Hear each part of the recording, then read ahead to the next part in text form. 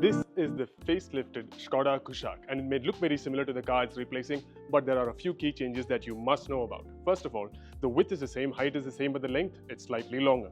More importantly, for Indian conditions, the ground clearance has increased by 33 millimeters. Under the engine, same options as before, 3-cylinder turbocharged 1 litre or 1.5 litre turbocharged 4-cylinder. But the twist here is, if you were among the people who were asking Škoda India to give you a manual transmission with the 1.5, then you will be very sad to know that they are not giving that. It is still available only with the automatic. But interestingly, with the 1 litre engine, you get both manual and automatic with a twist, because the automatic is now an 8-speed torque converter, which is definitely a first in the segment. Now, this does not guarantee that you get better levels of fuel efficiency, but it gives you more flexibility, which could lead to fuel efficiency if you drive carefully.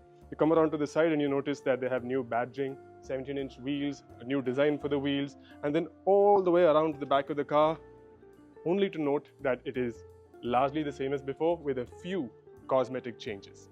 Those of you who like having your children stick out of the roof will be very happy to note that the Kushaq now offers a sunroof throughout the lineup. Every single variant gets a sunroof, with the top 2 models receiving the panoramic sunroof, and that is the Prestige and the Monte Carlo versions. Now, this is the absolute top-end Monte Carlo version, which is why you get this entire special treatment for the dashboard.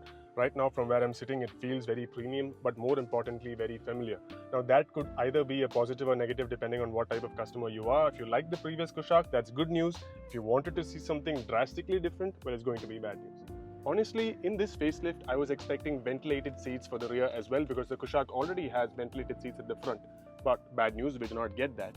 But in a segment first move, Škoda Kushaq now gets a rear seat massager. Press this button and this seat get massage functions, but the front passengers don't. So if you want cool seats, you sit up there. If you want to get massaged, you sit back here. Another reason why I would recommend the 1.5 over the 1 litre is because the 1.5 gets disc brakes all around, whereas the 1 litre continues to get discs at the front and drums at the rear. There is no change at all to the boot space or the fuel tank capacity. It is exactly the same as the previous car. Right now, the pricing for the Kushaq starts from rupees 10.5 lakh going all the way up to rupees 18.5 lakh. And with these upgrades, we can expect that price to increase by rupees 1 to 1.5 lakh at both ends.